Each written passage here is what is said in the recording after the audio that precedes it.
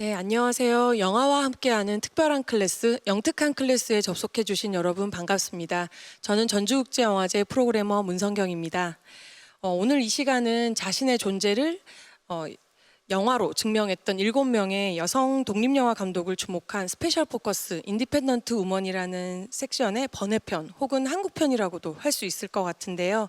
저희가 상영하는 15편의 작품 중에서 자신의 능력에 한계를 두지 않고 창작 활동을 했던 이란의 감독님이시죠. 검은 집의 포르 파로우자드, 또 미국의 완다를 만드신 바바라 로든, 또 프랑스에서 비브르 앙상블이라는 작품을 만드신 안나 까리나 감독에 대해서 이야기를 나누고 그분들의 작품 활동을 주목해 보려고 합니다. 현재 한국에서 활동을 하고 계시는 여성 창작자의 시선으로 이 이야기를 풀어보려고 하는데요. 연기, 연출, 음악, 글쓰기 등 예술 창작의 영역에서 경계를 넘나들며 활동하고 있는 작가분들이시죠. 김소희, 손수영 감독 두 분과 이야기를 나눠보려고 합니다. 먼저 관객분들께 김소희 감독님부터 차례로 인사 부탁드리겠습니다. 안녕하세요. 이번에 전주국제영화제 코리안 시네마 단편 부문 에서 마이 에그즈 감독으로 전주국제영화제에 또 온 김소희입니다. 안녕하세요. 손수영 감독님. 네, 안녕하세요. 저는 이번에 맛있는 엔딩이라는 작품으로 전주에 오게 된 배우 손수연입니다. 반갑습니다. 네, 반갑습니다. 전주에 오신 걸 환영합니다. 두 분 다 전주와 인연이 좀 있으시다고 들었어요. 그리고 제가 직접 본 분도 계시고, 그래서 먼저 이분이 안 계시면 전주국제영화제 뭔가 하나 빠진 것 같은 기분이 드는 분이 계세요. 매년 거의 전주를 찾아주시는 분인데, 김소희 감독님부터 이 전주와 뗄래야 뗄 수 없는 인연을 좀 짚어볼까 합니다. 언제 네. 전주를 오셨던가요, 처음으로? 처음에는 신현식 감독님의 영화를 찍기 위해서 배우는 배우다라는 영화의 한 장면을 찍기 위해서 전주국제영화제 왔었고요. 그게 첫 번째 전주국제영화제 예, 경험이었고, 이제 두 번째는 조류인간으로 왔어요. 네. 신현식 감독님 많이 데리고 오셨군요. 네네네, 여기저기 많이 데리고 다니셔서 네, 너무 감사하게도. 그리고 또 프랑스 영화처럼 또 신현식 감독님과 함께 전주국제영화제 놀러 왔었고, 그리고 그때는 또 폐막식 MC도 봤었고, 또 제가 제작하고 각본을 쓴 리바운드라는 영화가 또 2년 전에 초대돼서 네, 그때는 또 뭔가 도움이 되고 싶어서 브이라이브 진행까지 했었어요. 맞아요. 저희가 네. 거의 그때는 하루에 몇 개씩 MC를 하시면서 네. 뜨거운 땡볕 아래 그래서 전주의 지방령이라는 별명도 지방령. 얻고 네, 그랬어요. 그리고 제가 또 언급하고 싶은 게 저희 전주 시네마 프로젝트 전주국제영화제가 직접 투자하는 프로그램이 있는데 그때 이제 폭력의 씨앗이 2017년 폭력의 씨앗을 빼먹었네요. 태유 감독님과 네. 그때 오셨던 것도 제가 네네네. 기억이 납니다. 네, 장편 경쟁 부문 대상을 수상을 해서 저한테는 정말 뜻깊은 작품이에요. 폭력의 씨앗이. 그리고 손수연 감독님도 독립영화계의 선물 같은 제작사라고 알려진 아토에서 제작한 맛있는 엔딩으로 이번에 전주에 오셨어요. 근데 전주 혹시 몇 번째 오시는 건가요? 저는 세 번 왔습니다. 네, 김소희 감독님 진짜 많이 오셨네요. 엄청 고향 같으실 네. 것 같아요. 너무 많이 오셔가지고. 손수연 저는 감독님 이제 지금부터 쌓아 나가시면 돼요. 네, 제2의 고향으로. 네, 저는 처음에 이제 2014년에 신촌 좀비 만화라는 단편 옴니버스에서 유령 편에 참여해서 그때 처음 전주를 오게 되었고요. 2017년에 돌아온다라는 작품 장편 허철 감독님의 그 작품으로 두 번째 방문을 했고, 이번에 맛있는 엔딩 정수영 감독님 작품으로 세 번째 방문을 하게 되었습니다. 네, 매년 두 분 다 뵐 수 있으면 좋겠어요. 그래서 오늘은 우리가 함께 이야기할 영화가 총 3편인데 하나는 그 이란 감독 포르 파로우자드의 검은 집이라는 다큐멘터리 단편이 있고요. 그리고 이제 완다와 비브르 앙상블이라는 두 작품이 있는데 이 조금 작품 결이 달라서 약간 설명을 드리면 검은 집은 이제 시인이셨던 분이 다큐멘터리 감독을 하시게 된 계기고 그 이전에 뭐 편집자, 영화 편집자도 하셨고 이런 되게 다양한 이력이 있으세요. 그리고 또 다른 이 완다 비브르 앙상블은 지금 계시는 두 분과도 되게 맞닿는 지점이 있는 것 같아요. 처음에는 배우로 활동을 시작했다가 나중에 자신의 작품을 연출한 감독으로 또 한 명의 작가로 이름을 남기신 분들이시거든요. 그래서 조금 설명을 드리면 완다의 바바라 로드는 1964년에 미국 토니상에서 여우주연상을 타기도 했었어요. 그리고 이제 비브르 앙상블의 안나까리나는 너무 잘 아셔서 네, 제가 설명을 안 드려도 될 것 같지만 어쨌든 프랑스 누벨바그의 거의 대표 얼굴이라고 할 수 있는 분이고, 근데 이분이 작품을 연출했다라는 건 사실 그렇게 많이 알려져 있지는 않은 것 같아요. 그래서 이분들의 영화를 두 분이 어떻게 보셨을지, 창작도 하시고 연기도 하시는 분이 보신 건 또 시선이 다를 것 같아서 먼저 한 말씀씩. 네. 네, 저는 일단 안나 까리나의 비브르 앙상블을 보고 안나 까리나한테 제대로 또 한 번 치였고요. 네, 덕통사고를 또 당했고, 그리고 검은 집을 보면서 너무 아름답다라는 생각을 했어요. 시작이 어글리너스에 대해서 먼저 던져놓고 어쩜 그 가장 못생긴 것들을 가장 아름답게 표현을 할 수 있고 그것 역시 아름다울 수 있다고 증명을 해내는 정말 한편의 시 같다는 생각을 해서 감동을 많이 받았습니다. 그 작품을 찍고 감독님이 실은 물론 시인이셨기 때문에 영화도 편집이 보면 리듬감이 굉장히 다르잖아요. 정말 시를 이렇게 읽는 것 같은 느낌이 네. 들기도 하고, 근데 제가 되게 가슴에 와닿았던 게 그 작품을 만드시고 나서 감독님이 거기에 출연한 한 친구를 아들로 입양을 하셨어요. 근데 이제 대단하네요. 그거에는 사연이 되게 많기는 한데 감독님이 그 전에 이제 되게 논쟁적인 시, 여성의 욕망을 이란에서 최초로 표현한 시들을 쓰셔서 쫓겨났어요, 집에서. 아, 그래서 이제 뭐 결혼을 했었는데 거기서도 거의 그 양육권도 못 가지고 아들도 어머. 이제 절대 못 보는 조건으로 이제 쫓겨나다시피 하고, 집안에서도 부끄러우니 이제 넌 알아서 살아라 약간 이런 식으로 해서 네. 이제 테헤란에서 단칸방에서 혼자 이렇게 살면서 음. 시를 쓰고, 근데 이제 학벌이 별로 안 좋아서 뭐 그 영화사 접수처에서 전화 받고 이런 일을 하다가 이 영화를 만나게 된 거예요. 그래서 네. 이제 한 번도 영화를 배워본 적도 없고 편집이란 걸 해본 적은 이제 몇 번 자기네 사무실에 해본 적 있지만 편집팀이나 촬영팀을 현장에 가서 이렇게 꾸려본 적도 없는 와. 사람이 그 10일간 그 한센병 요양원에 가서 그런 작품을 만들 수 있었다는 게 저는 약간 사랑의 마음이 아니면 맞아요. 불가능하다 이런 생각이. 그래서 저는 그 모든 대사가 참 아름답고 그랬는데 그 마지막 대사 사랑이여 나에게 와라 flow to me flow to me 나한테 흘러 들어와라 그게 하나의 기도문 같아서 마음이 경건해지더라고요. 근데 네. 여기 반전이 또 있어요. 이 영화가 원래 석유회사에서 돈을 받은 회사 석유회사 돈을 받아서 운영되는 스튜디오에서 이제 이란 국왕한테 돈을 받아서 한센병에 대한 제대로 된 영화를 만들려고 했는데 거의 반전처럼 이제 이란 사회와 그 정치 제도, 종교 이데올로기에 거의 어퍼컷을 날리는 네. 그런 작품을 만드신 거죠. 그것도 아름답게. 그래서 네. 그런 그 작품을 좋아해 주셔서 선정한 사람으로서 너무 감사드리고, 아유. 혹시 그럼 또 뭐 그 손세영 감독님 또 어떤 작품 좋게 보셨는지. 저는 완다도 아까 저희가 이제 시작하기 전에 너무 그걸 보고 되게 프로그래머님도 엄청 걸으셨다고 하셨잖아요. 정말 딱 그런 영화인 것 같아요. 뭔가 근데 이게 영화에 뭐 엔딩이나 이런 걸 얘기해도 되는 건가요? 네네. 해도 되는 거. 스포일러가 있습니다. 네, 네, 여러분 혹시나. 잠시 귀를 안 듣고 싶으신 분은 네, 귀를 네. 막아주세요. 네, 그 마지막 장면의 그 표정을 보면 진짜 밖에 나가서 걷지 않으면 어떻게 해결이 되지 않는 어떤 그런 답답함 같은 게 느껴졌던 것 같아요. 근데 이제 그것이 뭐랄까 완다가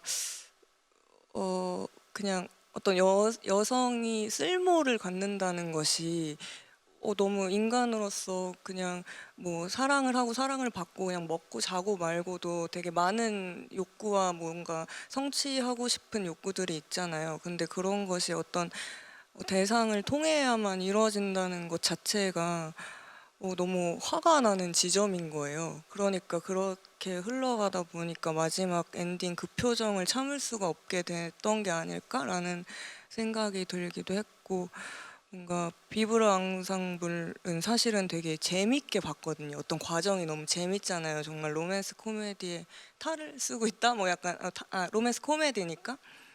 근데 그거는 약간 그래도 비극적인 로맨스지만 아까 완다를 말했던 맥락에서 봤을 때는 그래도 어떤 여성의 성취가 어떤 성장하는 과정이 그런 것들이 느껴져서 그건 그래도 조금 재밌게 봤는데 완다가 너무 슬펐다, 예, 라는 생각이 들었습니다. 어, 사실 제가 이 작품 선정할 때 자료 조사를 하고 이러면서 저도 이제 지금 말씀해 주신 것과 거의 동일한 선상에서 많은 감정들을 느꼈어요. 근데 이런 거를 느낀 게 저희뿐만 아니라 그 영화 역사에서 되게 많은 여성 예술가들이 같은 공통적인 걸 느끼셨나 봐요. 네. 그래서 그 조사한 바에 따르면 소설가이자 작가이기도 한 그 영화 작가이기도 한 마그리트 듀라스가 완다에는 기적이 있다 이러면서 굉장히 이 작품을 살리려고 엄청나게 노력을 했어요.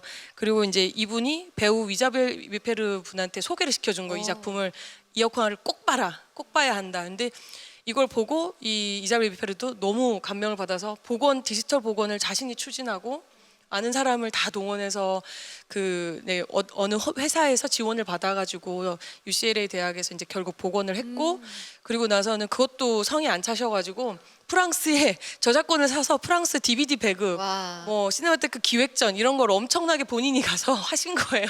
네. 완다 DVD가 팔더라고요. 저도 검색해 봤는데 팔아요. 네, 맞습니다. 한국어 자막이 있는 완다 DVD가 네, 역시 여성은 여성을 서포트합니다. 네. 기존의 전형적인 이야기들과 전혀 다른 이야기라서 사실 당시 관객은 되게 불편하거나 혹은 되게 낯설게 느꼈지만 지금 시간이 지나고 봐도 여전히 그 감정이 굉장히 생생하게 전해진다는 의미에서 두 편 다, 세 편 다 특별한 영화였던 것 같아요. 그래서 영화가 끝나도 이렇게 지속되는 영화들이 있는데 이 영화들이 그러지 않았나 그런 네. 생각이 듭니다. 맞습니다. 저희가 이제 영화 얘기를 조금 했으니 연출에 대한 얘기 이런 것들을 했으니 손수영, 김소희 감독 두 분의 경력 이야기를 좀 해보고 싶어요. 왜냐하면 지금 소개한 바바라 로든이나 비브라 앙상블을 만든 안나 까리나도 배우였다가 감독이 된 케이스이기 때문에 사실 두 분 다 지금 작품을 제작을 하고 계시잖아요. 연출을 하고 계셔서 두 분의 신작과 그리고 뭐 처음 만들었던 작품까지 해서 혹시 이제 여러분들한테 좀 소개해주고 싶은 작품이 있으면 말씀을 해주실까요? 김소희 감독님부터. 제 작품 중에서요. 되게 민망하다. 일단 가장 최근 작품은 전주국제영화제 올해 추천된 마이 에그즈라는 작품이고요. 한 비혼 여성의 난자 냉동 소동극이라고 이야기를 할 수 있습니다. 절대 제 얘기 아니고요. 네, 모르겠습니다. 네. 그리고 예전에 2년 전에 전주국제영화제에 온 작품 리바운드는 제가 제작과 각본을 맡았고, 그게 어떻게 보면은 이 마이 에그즈 수진의 전 이야기예요. 그래서 이제 이거를 완성시켜야 되나 3부작으로 아주 고민 중인데, 네, 그게 이제 또 하나의 제 작품이고 첫 연출작은 검지손가락이라고 지금 제가 보면 약간 오글거리는 저 때는 저렇게 사랑을 맹신하고 사랑이 다 해결할 수 있을 거라고 생각을 했구나, 사랑은 순수하구나라고 여겼구나 그때는, 지금은 아니고. 네. 네, 그거 그렇습니다. 조금 더 순수했을 때 저를 만나실 수 있습니다. 네. 네, 손수영 감독님도. 네.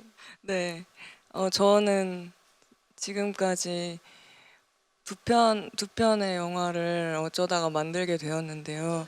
네, 그 정말로 어쩌다가인 것이 2020 이제 정확하게는 2019년 12월 30일 날 그 첫 영화 프리랜서라는 영화를 찍게 되었는데 그게 진짜 어떤 사회적인 맥락은 다르지만 또 뭐 완다 그 캐릭터 자체가 어떤 본인의 쓸모를 찾아서 다니잖아요. 저도 약간 그런 마음으로 사실 프리랜서를 만들게 되었거든요.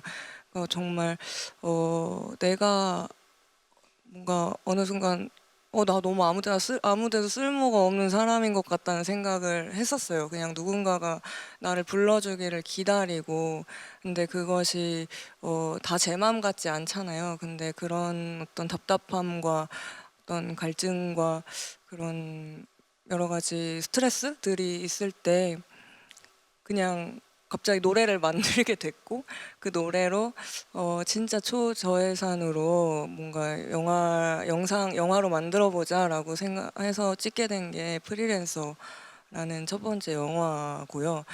예, 진짜 어떤 사실은 분노에 차서 만든 영화라고 볼 수 있습니다. 예, 그 선풍기를 고치는 방법 같은 경우에는 이제 영진이에서 코로나 특별 지원한 그 3명에서 팀 이뤄가지고 만드는 그 사업에 돼서 예, 제가 연출을 맡아서 예, 촬영을 하게 되었습니다. 네, 사실 잘 모르는 게 타인의 시선으로 보면 두 분의 삶을 속내를 속속이 잘 모르는 타인의 시선으로 보면 연기만 하고 그냥 배우로 편하게 살 수도 있을 것 같은데 근데 이 프로그램에 이제 저희가 제목이기도 한 이런 친밀한 위험성, 친밀한 위험은 아마도 이렇게 익숙하게 주어진 삶을 살아가는 거를 지칭하는 거라고 저는 생각을 하거든요. 그런데 두 분은 왜 굳이 이 힘들게 시나리오를 쓰고 머리 흰머리 나도록 연출을 고민하고 어디서 찍어야 되냐 고민하고 뭔가 새로운 걸 계속 도전을 하고 계시는 거예요. 그게 내가 처음에 어떤 상황이었든 간에 어쨌든 그 단계를 넘어서 가고 계신 거잖아요. 그 심지어 손수연 배우는 선풍기를 고치는 방법에서 그게 얼마나 고통스러운지를 되게 영화적으로 재치 있게 풀어내고 있어요. 그래서 두 분은 처음에 어떤 계기로 정말 탁 이렇게 어떤 계기가 연출을 해봐야겠다 생각을 한 계기였을까요? 제가 먼저 사실 되게 비슷한 대답이 될 것 같은데 그런 어떤 답답함에서 뭐라도 하지 않으면 이제 진짜 버틸 수가 없겠다라는 마음이었던 것 같아요, 처음에. 근데 그게 당연히 엄청 쉬울 거라고 생각하지는 않았지만 제가 직접 뭔가 글을 쓰고 연출을 하는 건 처음이다 보니까 또 되게 안일하게 생각했던 부분도 있었던 것 같거든요. 근데 그런 그렇게 하지 않으면 너무 힘들다. 더 이상 이렇게 살 수 없어. 약간 이런 마음. 진심이 느껴집니다. 여기까지 막 이걸 뚫고. 네, 네. 김소희 감독님은 어떻게 시작하셨어요? 네, 저도 뭐 비슷한 이야기인 것 같아요. 안나 까리나가 그런 이야기를 했었어요. 사람들은 자기한테 be beautiful and shut up, 그냥 예쁜 채로 입 닥치고 있어라라는 이야기를 정말 많이 했대요. 근데 그러기 싫어서 비브르 앙상블을 만들었고, 그리고 제가 봤을 때는 저는 비브르 사비에보다 훨씬 더 풍부한 무언가가 있고 대상화되지 않은 자기의 모습을 정말 멋지게 그려냈다고 생각을 하는데, 저도 어떻게 보면 그렇게까지 멋지진 않지만 저도 어떻게 보면은 항상 선택되어져야 되는 직업이고, 혼자 연기하고 싶다고 혼자 무슨 모놀로그 막 하고 다닐 수도 없는 거고, 언제나 나는 선택되어야지 내 일을 할 수 있다는, 어떻게 보면은 자존감이 바닥까지 처지는 그런 상황에서 내 이야기를 하자. 나는 예쁜 채로 입 닥치고 싶지 않아라는 마음으로 이야기를 만들고 영화를 찍게 됐습니다. 이 얘기를 들으니까 사실 제가 완다를 뽑았던 가장 큰 이유가 뭐였냐면, 그러니까 시스템 내에서 그 가부장제나 시스템이 요구하는 역할을 하지 않으면 너네를 돌봐주지 않겠다라는 메시지를 주고 있다고 생각을 했어요. 그래서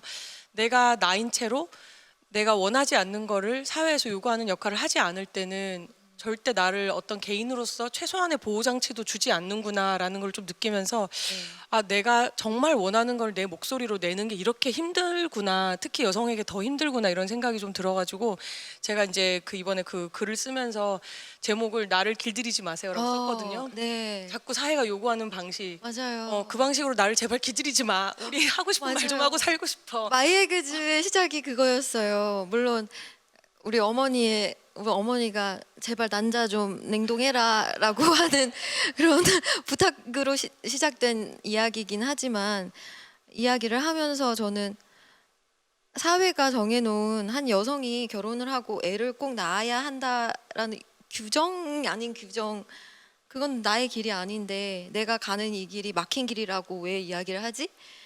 거기에 반해서 쓰고 싶었어요. 그래서 네, 영화를 영화가 굉장히 코믹한데 반항심이 느껴져요. 네, 보시면. 맞습니다. 어머니 죄송합니다. 근데 또 그렇게 생각하면 어쨌든 본인의 어떤 이야기를 표출하고 싶고 표현하고 싶은 욕구가 사실 굉장히 강렬하게 안에 있었던 것 같아요. 왜냐하면 그거 안 하고 사는 사람도 굉장히 많거든요. 그래서 혹시 연기만 할 때와 다르게 연출을 하고 나서 아, 내가 이런 건 좀 달라진 것 같다라는 지점이 있을까요? 저 같은 경우에는 약간 불안함이 좀 사라진 것 같다는 생각이 들어요. 그러니까 사실 어떤 일을 계속 지속해 나가야 지속해 나갈 때 사실 자본이라는 걸 절대 무시할 수가 없는 거잖아요. 그러니까 더더욱이 이 시스템의 수능을 하는 방식이라든지 뭔가 내가 한번 이렇게 지고 들어간다든지 하는 걸 선택하기도 하고, 그게 절대 잘못됐다는 건 아니지만 그거를 뭔가 조금이나마 내가 내 의지로 그렇게 할지 말지를 조금이라도 선택할 수 있게 되었다는 어떤 거기에서 오는 약간 안도감 같은 게 좀 있었던 것 같아요. 그냥 그 바바라 로든 감독이 그랬나? 거기에 안나 까리나 감독이 그랬나? 나도 내가 할 수 있다는 거를 보여주고 싶었다라고 말을 했던 것처럼, 그럼, 예, 안나까리나. 네. 잘 맞나요? 예. 어, 그렇게 그냥 나도 그냥 꼭 앉아서 기다리고 있지만 않아도 되는구나. 꼭 뭐 연출이 아니더라도 또 다른 부분도 있고, 꼭 배우라는 직업이 사실은 저는 되게 직업 이상의 어떤 의미를 갖는다고 생각하는 지점도 있거든요. 사회에서 바라보기에. 근데 그냥 하나의 직업이고 되게 다양한 직업을 가질 수도 있는 거고, 그런 생각을 좀 하게 됐던 것 같아요. 네. 연출하시면서 달라진 점, 달라진 생각? 흰머리가 많이 났고요. 예전에는 모르겠어요. 그러니까 뭐 악의로 그런 게 아니라 현장에서 막 감독님 왜 저래요? 막 그런 얘기 많이 하잖아요. 배우로 참여를 할 때는 그냥 그게 어떻게 보면 재밌고 조크고 이렇게 배우들끼리 혹은 스태프들이랑 같이 감독님 왜 저래 이러는데 이제 절대 안 그러려고요.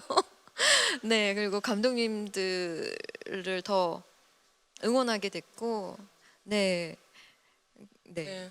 아마 이 두 분이 얘기해 주신 거를 제가 이제 조금 조사하면서 본 어떤 발췌문으로 읽어드리면서 약간 정리를 해볼 수 있을 것 같아요.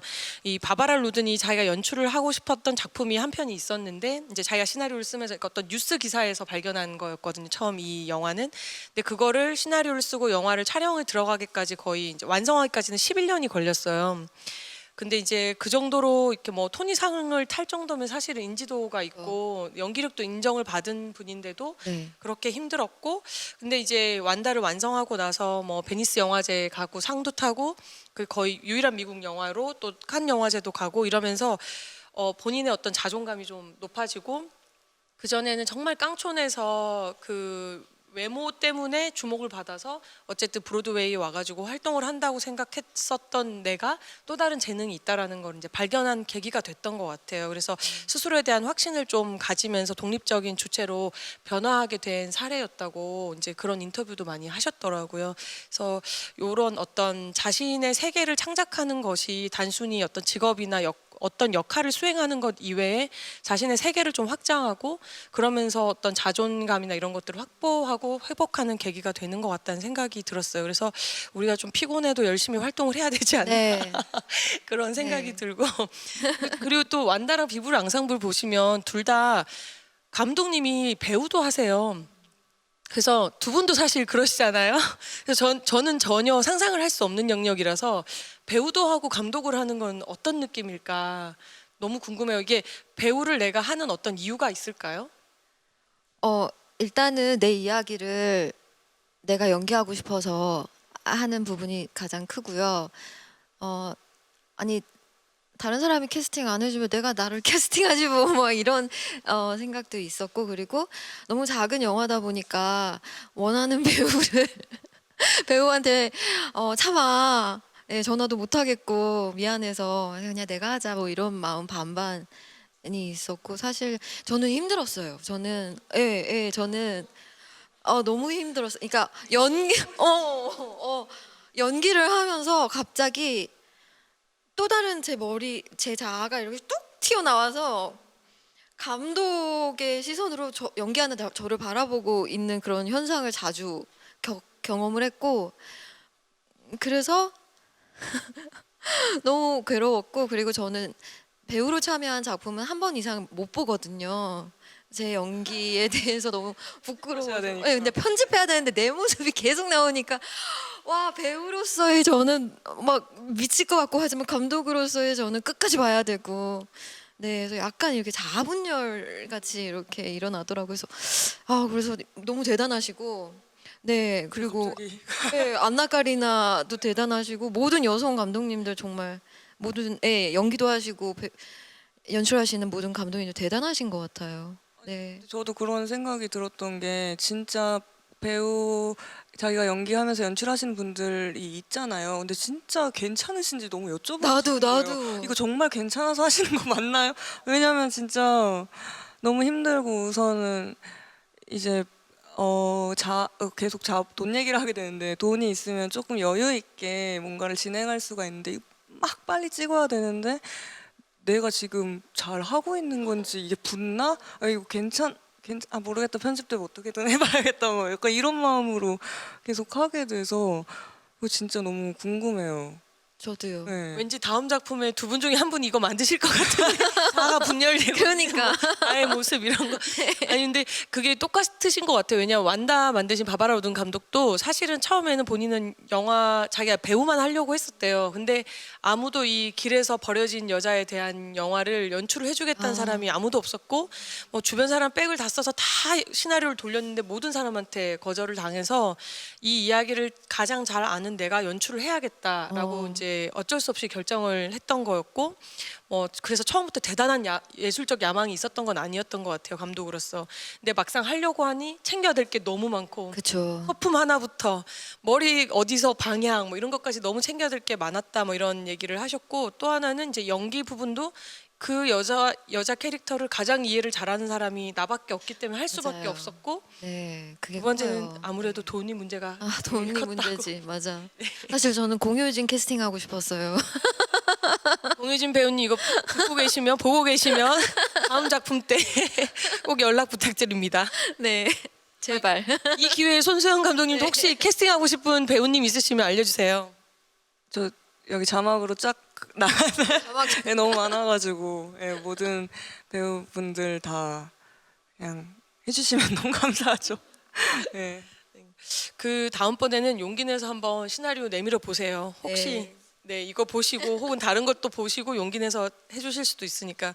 근데 제가 보면서 작품이 너무 되게 재밌었거든요. 근데 한 분은 굉장히 사실적인 현실을 바탕으로 본인의 이 이야기를, 삶의 이야기를 영화적으로 확장하는 생각이 들었고, 또 한 분은 영화 형식, 이야기 형식, 그리고 영화에 대한 영화에 관심이 많다는 생각이 제가 들었어요. 여러분이 모두들 영화를 보셔야 어느 분이 어느 분인지 아실 거예요. 그래서 이렇게 되게 단편이기 때문에 재미있는 측면도 당연히 있지만, 장편 영화를 왜 안 찍으실까, 이렇게 재능이 넘치는데 그런 생각이 들어서 한번 여쭤보고 싶어요. 장편 계획은 없으신지. 장편 돈이 없어요. 돈이 없어요. 장편 너무 찍을 수 있으면 좋겠지만, 근데 이제 더 장편은 또 엄청 다른 이야기의 어떤 그 일단 길이부터가 너무 다르고, 더 많은 경험을 더 하고 난 뒤에 도전을 하고 싶다는 생각을 하고 있고, 그때 잘 돈이 모여 있었으면 좋겠다라는 생각이 듭니다. 아니 왜 그러냐면 요즘 플랫폼이 너무너무 빠르게 하고 있고 산업에서도 이제 플랫폼은 계속해서 많이 생기는데 콘텐츠는 많이 없기 때문에 실은 콘텐츠에 대한 이 뭐 수요나 이런 것들이 굉장히 더 증가할 것 같아요. 그래서 이 기회에 이제 시나리오가 있으시면 언제든 투자를 받으실 수 있게 작업을 해보면 좋지 않을까 그런 생각이 들어가지고 네. 근데 이제 뭐 김소희 감독님은 영화에 보면 진짜 본인의 이야기인지 아닌지 모르겠는데 시나리오를 투자사에 계속 보내는데 계속 노노노노 받으시는 뭐 그런 장면이 나와요. 그러면서 내 얘기는 아니야 계속 이런 얘기를 내 얘기 아니에요. 그래서 장편 시나리오 근데 혹시 쓰고 계시는 건 있을까요? 그러니까 현실화되지 아직 제작화되고 뭐 투자를 받고 현실화되지 않더라도 혹시 머릿속에 뭐 시나리오를 쓰고 싶다라는 이야기들이 있으신지. 저는 아까도 잠깐 말씀드렸지만 3부작을 계속 생각을 하고 있어요. 이 수진이라는 캐릭터의 3부작. 근데 마이 에그즈까지는 제가 성장을 못 시킨 것 같은 거예요. 그러니까 이게 나야라고 인지되는 단계까지는 이 캐릭터를 만들었는데 이 수진이라는 캐릭터가 성장을 했으면 좋겠다라는 마음이 있어서 사실 쓰고 있어요. 쓰고 있는데 장편으로 쓰고 있는데 언제 제가 이거를 촬영을 넷플릭스 보고 있나요? 넷플릭스. 네. 왓챠도 좋아요. 네. 아, 근데 뭐 이거는 정말 제가 혼자 한다고 할 수 있는 게 아니고 여러 사람들이 같이 만들어 가는 게 영화이기 때문에 네. 넷플릭스. 네. 이 많은 플랫폼들이 관심을 가져주시고 네. 아니 왜냐하면 제가 이거 여쭤본 이유가 어느 날 그런 생각이 드는 거예요. 우리가 시나리오를 쓰고 연출을 하는 사람들이 저도 사실 영화 감독이 되고 싶었는데 일찌감치 한 4년 해보고 나니까 영화에 재능이 연출에 재능이 없더라고요. 그래서 포기하고 돌아섰거든요. 그러면서 한 70대쯤 이렇게 내가 어떤 자본의 제한을 받지 않을 때쯤에 정말 소소한 나의 얘기를 한 번쯤 해보고 싶다 그런 생각이 들어서 70대 때까지 좀 기다릴 거예요. 뜸들이고 근데 왜 오. 70이에요? 오. 돈을 먹고 살아야 되니까. 아. 근데 이제 어느 날 그런 생각을 하는 거예요. 만약에 나한테 정말 뭐 어마어마한 돈이 있고 그리고 이제 기술적으로도 왜 SF 영화들은 시대마다 아. 기술적 한계 때문에 못하는 것들이 있잖아요. 네. 근데 만약에 나한테 기술적 한계도 없고 모든 제약이 사라진다면 나는 어떤 얘기를 해볼 수 있을까 그런 생각이 언뜻 들었어요. 어느 날 그래도 내가 정말 하고 싶은 얘기가 있을까? 뭐 이런 궁금증이 스스로 들어서 두 분한테도 이거를 여쭤보고 싶고 만약에 그런 생각을 해본 적이 없고 그런 이야기를 생각해 본 적이 없으시다면 어떤 캐릭터? 네, 이제 요즘 뭐 두 분 다 영화도 많이 보시고 뭐 시리즈도 많이 보시고 이러실 텐데 이런 걸 보시면서 아 이런 캐릭터는 내가 꼭 한번 이야기를 만들어 보고 싶어 혹은 연기를 해보고 싶어 이런 게 있으신지 한번 여쭤보고 싶었어요. 사실 어떤 공간이나 자본이나 뭐 모든 가능성의 제약이 없는 거를 상상해 본 적이 없는 것 같아요. 그러니까 어떤 친구가 맨날 저예산으로 단편을 이제 찍었던 친구가 이런 얘기를 한 적이 있어요. 이거를 최대한 가성비로 영화를 찍다 보니까 이제 가성비 이야기밖에 생각이 안 나는 맞아. 거예요. 진짜 그래요. 가성비 맞아. 이거를 어떻게 하면은 제일 돈 안 들이고 그럴듯하게 찍을 수 있을까에 대한 생각을 많이 한대요. 그러니까 뭔가 늘 자본이 제한되어 있다는 거는 진짜 생각의 폭을 다 확 줄여버리는 일 같다는 생각을 그때 되게 많이 했었거든요. 그래서 문득 이렇게 질문을 들으니까 저는 그냥 소소하게 생각이 나는 게 뭔가 그냥 저는 항상 스릴러 장르 같은 거에 조금 뭔가 막 죽이고 막 이런 되게 단순하게 가는 그런 걸 좀 좋아하는 것 같아요. 그래서 그런 얘기를 사실 선풍기를 고치는 방법 찍을 때 뒤에 느와르 장면이 짧게 나오거든요. 근데 그거 너무 예산이 없다 보니까 그냥 진짜 나 예산 없다라는 대사를 깔고 그냥 막 되게 허접하게 전자담배 태우면서 하는데 그걸 진짜 그런 걸 멋있게 찍어보고 싶다고 생각했어요. 막 건물 무너뜨리고 막 타이어 펑크 내면서 멋있다. 그런 거 해보고 싶다라는 생각이 항상 있습니다. 네. 감독님. 네, 저는 언젠가 꼭 찍고 싶은데 정말 이거는 막대한 자본과 서포트와 네 그런 게 있어야지만 찍을 수 있는 이야기인데 제가 팬픽을 쓴 적이 있어요.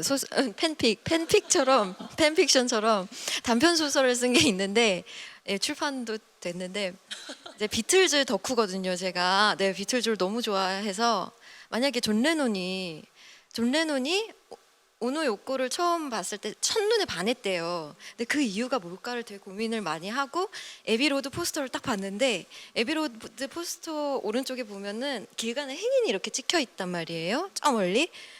근데 내가 이 에비로드 포스터에 찍혔다면 이런 상상력과 함께 팬픽을 만든 게 오노 요코를 만나기 전에 존 레논이 나를 만난 거예요.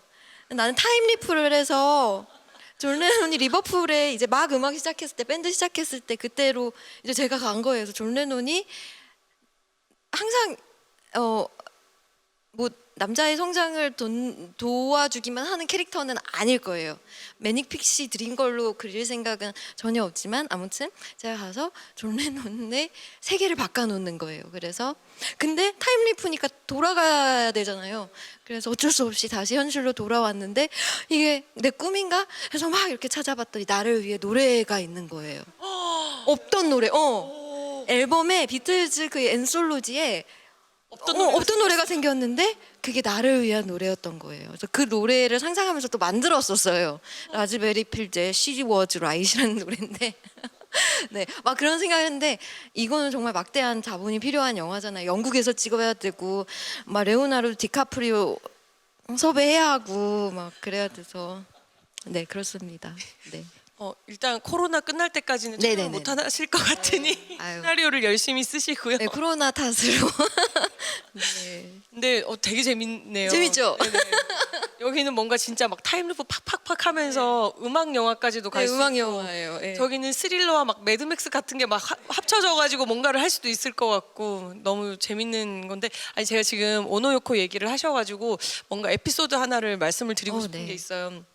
그 바바라 로든이 완다를 처음 만들고 이제 칸느 영화제를 갔는데 그때 제가 알기로는 기록상은 첫 미국 영화는 한 편밖에 없었대요. 그래서 이제 칸느 영화제에서 상영을 하고 그 뭐 GV 같은 거 무대 인사 같은 거를 하잖아요. 관객과의 대화 같은 걸 그걸 하려고 이제 로비에서 기다리고 있었대요. 자기 순서를. 근데 본인은 워낙 유명하지 않은 미국이 아닌 곳에선 전혀 알려지지 않았고 미국에서도 사실 연극 배우로는 좀 알려졌지만 TV에서 아주 유명한 사람도 아니었고 그래서 이제 그냥 아주 소소하게 있고 이렇게 기다리고 로비에서 기다리고 있는데 갑자기 저기 보니까 오노요코와 존 레논이 있었던 거예요. 그래서 이분이 되게 소심하게 모르는 척 앞을 지나갔다가 한번 말을 걸어볼까 어쩔까 고민하다가 다시 돌아와서 말을 걸었대요.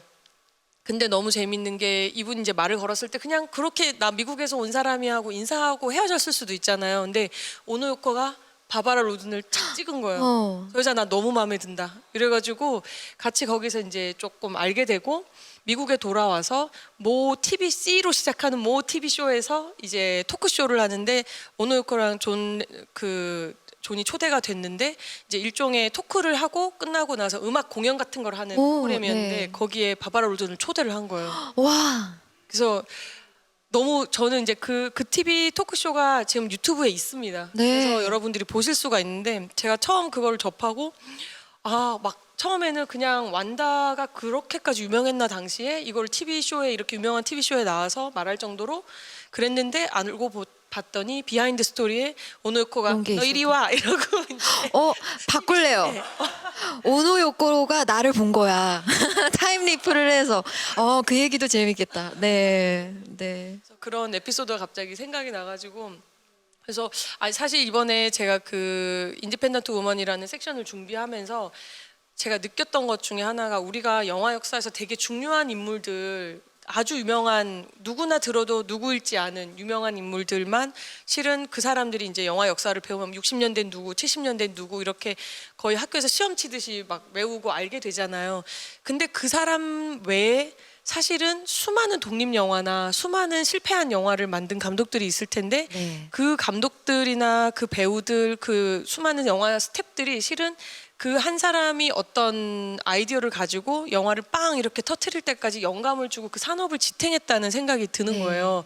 그래서 이렇게 작은 영화를 만드시는 분들도 실은 그 영화 역사의 한 부분에 굉장히 중요하게 꾸준히 이어져 왔다라는 생각이 좀 들어가지고 네. 그런 의미로 제가 이번에 바바라 로든도 실은 제가 너무 안타까운 게 그거였거든요. 이렇게 막 누군가 뭐 마르그리트 듀라스, 이자벨 위파르 이런 유명한 사람이 아무리 이렇게 막 끌고 뛰어나도 다시 조용해졌다가 네. 수면 아래로 가라앉았다가 또 누군가 이렇게 얘기를 해주면 다시 떠올랐다가 그런데 왜 이분들은 내가 영화 역사를 배울 때 이름을 한 번도 보지 못했을까? 네. 수많은 중요한 다른 사람들 이름은 봤는데 그런 생각이 네. 들어서 두 분이 만드시는 영화도 실은 우리가 뭐 지금 영화 역사의 어딘가에 책에 들어가지 않겠지만 나중에 21세기 초기에 2021년에 만들었던 2020년, 2021년에 만들었던 이런 영화도 있었고 여성의 난소에 대한 얘기를 하는 분도 있었고 가성비 따지면서 그렇지만 그 안에서도 B급 어떤 장르물을 만들려고 했던 분들도 있고 이런 거에 대한 영감을 나중에 다른 분들이 알 수 있을 거라고 저는 좀 생각을 합니다. 네. 지금 실시간 채팅방에 질문이 막 올라오고 있는데요. 제가 너무 제 욕심에 제 질문만 한 것 같아서 지금 공유를 해드릴게요. 실시간 채팅 있는지 그런 몰랐네요. 게 있구나. 와. 소위 손수영 감독님 배우와 감독 중 어떤 부분 어느 게 더 힘들고 어떤 부분이 각각 힘든가요? 한숨부터 둘 다 똑같이 힘들고요. 근데 둘 다 똑같이 엄청난 성취감이 있고 행복하고 현장이 제일 즐거운 부분이 있는데 막 뭐가 더 힘들다 이제 저는 우위를 가릴 수 없을 것 같아요. 네. 맞아요. 각자의 힘든 부분이 있죠. 저는 뭔가 밥이 조금 늦어져도 이제 괜찮아요.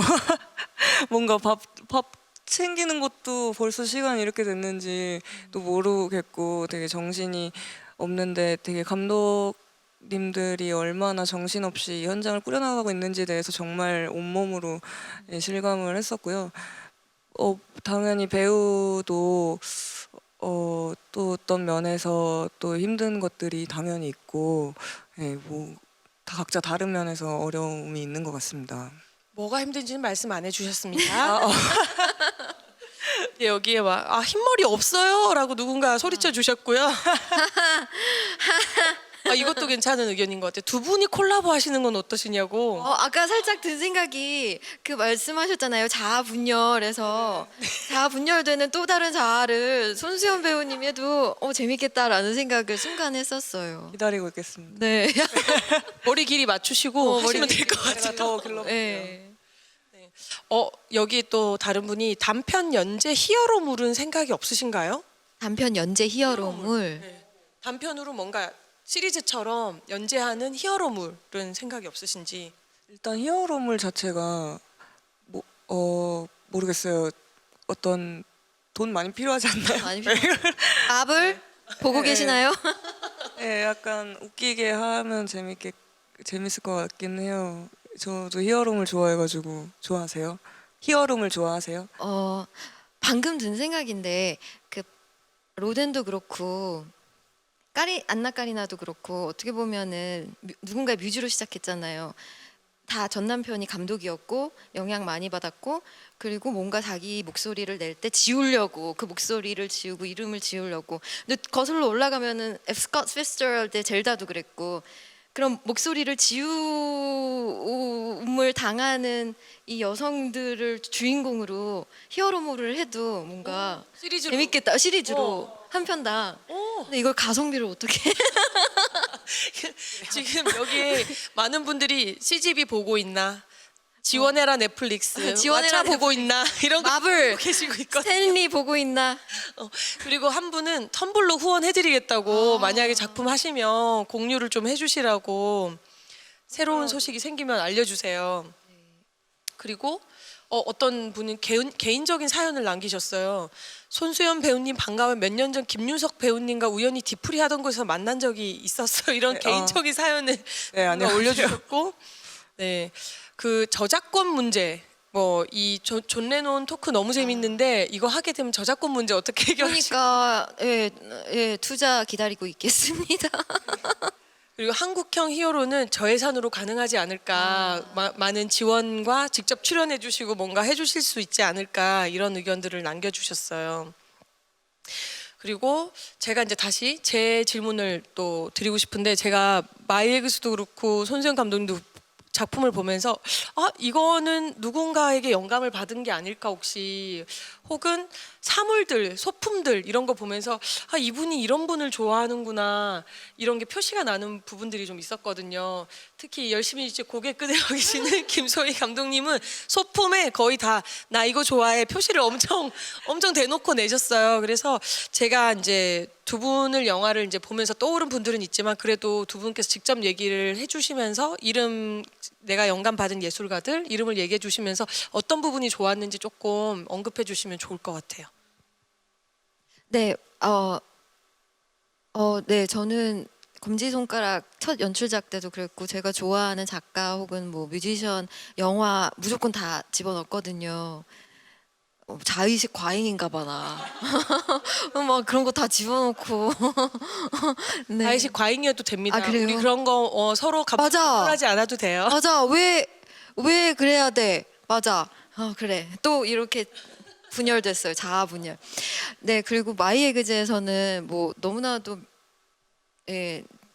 명징이 이렇게 드러나는, 제가 좋아하고 존경하는 철학자 시몬드 보부아르가 있었고, 그리고 또 바르다. 바르다. 네. 바르다를 트리뷰트하는 한 장면도 있었고, 그리고 책들 보면은 젤다 피츠제럴드 책도 있었고, 네, 제가 이야기하고 싶었던 거, 그러니까 그런 것 같아요.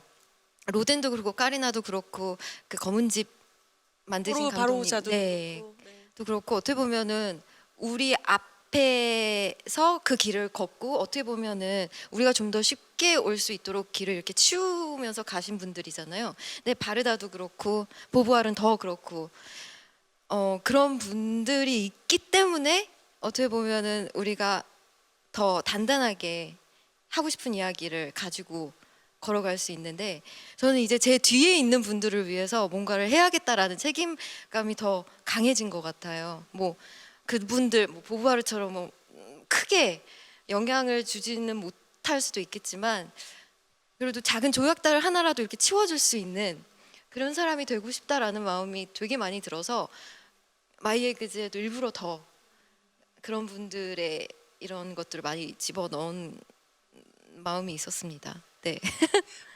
손수영 감독님도 혹시 뭐 좋아하는 영화인 혹은 예술인, 책, 뭐 어떤 영감을 받는 예술가들이 있다면? 근데 사실은 제가 더 자의식 과잉일 수도 있는데, 그러니까 저는 뭔가를 하려고 할 때, 뭔가를 만들려고 할 때 진짜 그냥 잘 그렇게 뭔가를 받지는 않는 것 같아요.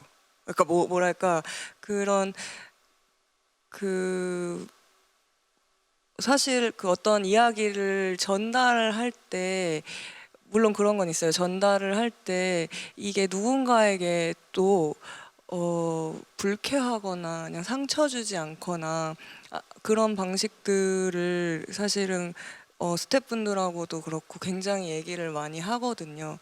그래서 어떤 되게 여성 감독들이 연출을 한 좋은 사례들을 되게 많이 습득하려고 하고, 그래 이렇게 불편하지 않게 만들어낼 수 있는 건데 왜 항상 어떤 장면들은 늘 불쾌하게 봐왔을까, 이런 부분들이라든지 어떤 지켜야 될 지점들에 대해서 오히려 어떤 작품을 보면서 배우고 그런 것들을 잘 적용하고 싶다라는 생각을 하곤 합니다. 네.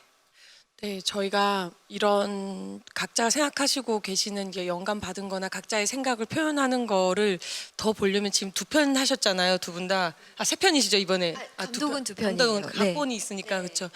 더 만드셔야 되겠네요, 일단. 진짜 그러고 싶어요. 네. 너무너무. 건강해야겠네요. 오늘부터 운동하시고 서로 가성비 배틀과 네. 예, 하실 하시는 걸 아니 다른 게 자의식 뭐 이런 얘기하면서 아까 그 누군가의 뮤즈 그리고 이제 역사 속에서 이미 앞에서 어떤 도전을 하면서 우리가 좀 더 수월하게 이 작업을 하게 된 계기를 말씀해 주셔가지고 갑자기 생각이 났는데 그 완다를 만들었던 바바라 로든 같은 경우에 처음에 사실 굉장히 어렵게 시작을 해서 거의 무명 기간이 10년이 됐었거든요. 뜨기까지 10년 정도였고 처음엔 역할을 안 줘서 뭐 이렇게 코믹 쇼 같은데 파이를 맡고 막 바닥을 구르는 뭐 그 정도 단역으로 시작을 했다가 이제 나중에 주연도 하실 수 있게 된 뭐 그런 상황이었는데 이분이 그 토니상을 받았던 게 추락 이후라는 그 연극이었는데 그 거기서 맡았던 역할이 마릴린 먼로를 상징하는 약간 은유하는 역할이었어요. 그래서 금발의 섹시퀸 같은. 오. 그래서 그때 상을 탔을 때 새로운 섹시퀸이 탄생했다 뭐 이런 기사가 굉장히 많이 났었고 근데 그거가 싫으면서도 이분이 그래도 사람들의 사랑을 받아야 되니까 금발 자기는 원래 금발이 아닌데 금발 가발을 하고 인터뷰할 때도 꼬박꼬박 금발을 가발을 하고 나갔다는 거예요. 이제 그런 거에 대한 이제 본인의 힘듦 뭐 이런 거를 하다가 표현을 하다가 어느 날 이 사람이 자기가 완다라는 작품을 만들어서 비평가들한테는 평단에서 굉장히 좋은 반응을 얻었는데 그때부터 일반 시민이나 이 다른 연예계 분들은 이 분을 외면하기 시작하는 거예요. 오. 그래서 되게 아이러니한데 내가 하고 싶은 게 아니라 사람들이 하고 싶은 사람들이 보고 싶은 섹시퀸 금발 섹시퀸을 했을 때는 주목을 받고 인정을 받고 그럴 수 있는데 그거를 하지 않고 내 얘기를 하겠다고 한 순간부터 인정을 못 받았다라는 아이러니가 굉장히 있고 그래서 그런 분들을 좀 더 발굴해서 소개를 해드리다 보면 그분은 이제 돌아가셨지만 그럼에도 불구하고 우리가 조금 더 기억하고 역사 속에서 되짚을 수 있지 않나 뭐 그런 생각이 들어요. 뒤집을 수 있습니다. 네. 아니 조금만 더 덧붙이면 죄송합니다. 그분이 마지막에 돌아가실 때 암으로 돌아가셨거든요. 근데 그 전에 작품을 막 시나리오를 계속 쓰셨어요. 그러다가 이제 그 각성이라고 이제 미국에서 아주 초기에 20년대 30년대에 첫 뭐 페미니스트들이 이제 그 페미니즘 소설이라고 인정하는 작품을 네. 여성의 이제 욕망과 이런 것들을 드러내는 작품이었는데 그거를 이제 영화화 하려고 하다가 결국 못 하고 이제 돌아가신 계기였는데 제가 너무 안타까웠던 게 이게 펀딩을 받는 게 그 정도로 성공을 해도 너무 힘들구나. 그렇죠. 심지어 안나 까리나도 잘 아시겠지만 비브르 앙상블을 촬영할 때 아무도 투자를 안 해줘서 투자해주겠다고 했다가 빼고 네. 아무도 투자를 안 해서 결국 자기가 살던 집을 세트로 만들고 네. 더 그런 거는 밥도 스태프들 밥도 직접 자기가 해가지고 먹이고 돈이 없어서 미국도 이제 아주 짧은 시간에 가서 엄청나게 짧은 시간 동안 촬영을 했다 그러더라고요. 그래서 그렇게 생각하면 아주 지금의 상황과 다르지 않다는 면에서 안타깝지만 그럼에도 불구하고 우리는 이 그 작품의 가치를 뭐 10년, 20년 지난 뒤에 아는 건 아니고 우리가 이렇게 영화제에서 감독님들 작품을 소개할 수 있게 돼서 너무 좋다라는 생각이 들어요. 감사합니다. 전주국제영화제 사랑합니다. 여러분 제가 시킨 멘트 아닙니다. 내년에도 올게요.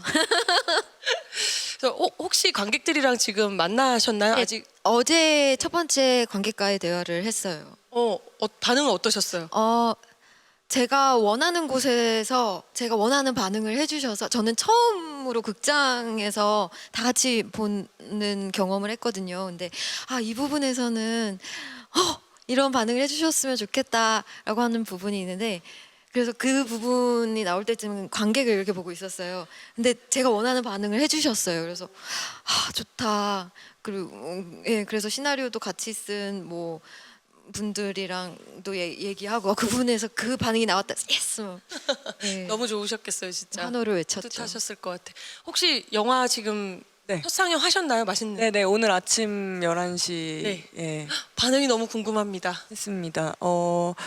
이게 다 그게 음식에 관한 영화여서 아마 다들 배고프셨을 것 같다는 생각이 들었습니다. 11시 상영인데 네네. 먹는 걸 주구장창 보여주네. 네네. 막 떡볶이, 막 쌀국수 그래가지고 다 밥 드시러 가시지 않았을까 생각을 했습니다. 네, 저희가 이제 시간이 얼마 남지 않아가지고 제가 마지막으로 혹시 하고 싶으셨던 얘기가 있는데 제가 너무 질문을 많이 하느라 못 하고 싶은 얘기가 있으셨으면 해주시고 혹은 오늘 이제 이렇게 참여하신 소감을 한 마디씩 들으면서 정리를 해볼까 합니다. 네. 네, 전주국제영화제 매번 올 때마다 좋은 추억 주시고 네. 어떻게 보면 저희 성장을 이렇게 지켜봐주고 응원해주는 영화제라서 제 마음 한켠에 아주 큰 자리 잡고 있는 영화제입니다. 사랑합니다. 그리고 네 열심히 제가 할 수 있는 이야기 제 목소리 잃지 않고 지워지지 않고 건강하게 잘 이게 흰머리 염색하면서 잘 하겠습니다. 감사합니다. 네, 저도 전주영화제가 제 첫 영화제거든요. 네, 데뷔하고 처음 온 영화제가 전주영화제여서 엄청 뜻깊은 어떤 마음이 있었는데 또 이렇게 뭐 주기적으로 예, 찾을 수 있게 돼서 너무 감사하다는 생각이 들고요. 또 오늘 이렇게 프로그래머님하고 김소희 감독님 저 작품 너무 재밌게 봤었는데 또 오늘 이렇게 뵈가지고 너무 반가웠습니다. 네. 저희가 다음에 꼭 내년이나 내후년쯤에 혹시 작품을 만드시면 작품 초청도 하고 오셔가지고 같이 뭐 이것저것 해볼 수 있는 기회를 더 많이 만들어 볼 수 있으면 좋을 것 같아요. 네. 두 분 다 음악도 하셨잖아요. 음악도 하시고 하시니까 뭐 춤도 좋고 음악도 하셔도 좋고 저희가 자리는 판은 만들어 보겠습니다. 네, 기대하고 있겠습니다. 네, 그러면 제가 이제 자리를 좀 마무리해 보려고 하는데요. 오늘 함께 나눈 이야기죠. 검은 집 비브라 앙상블 완다는 저희가 폐막식까지 상영이 아직 남아 있으니 많은 관심 부탁드리고요. 전주에서 혹시 영화를 못 보시더라도 국내 OTT 플랫폼인 웨이브를 통해서 관람을 하실 수 있습니다. 5월 8일 토요일 오전 토요일 자정까지 관람하실 수 있으니 관객분들의 많은 관심 부탁드립니다. 그리고 제가 약간 홍보성 발언을 조금 하자면 특별전을 좀 더 깊이 있게 느끼고 싶으신 분들께 소개드리고 싶은 책이 하나 있어요. 전 세계 7인의 여성 비평가들의 시선을 담은 책입니다. 카메라 잡아주시면 감사드리겠습니다.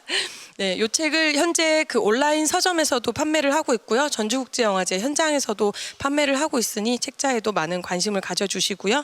4월 29일부터 5월 8일까지 진행되는 제22회 전주국제영화제 앞으로 남은 상영과 행사들 그리고 각자 계신 곳에서도 즐기실 수 있는 온라인 프로그램들까지 관객분들의 큰 관심 부탁드립니다.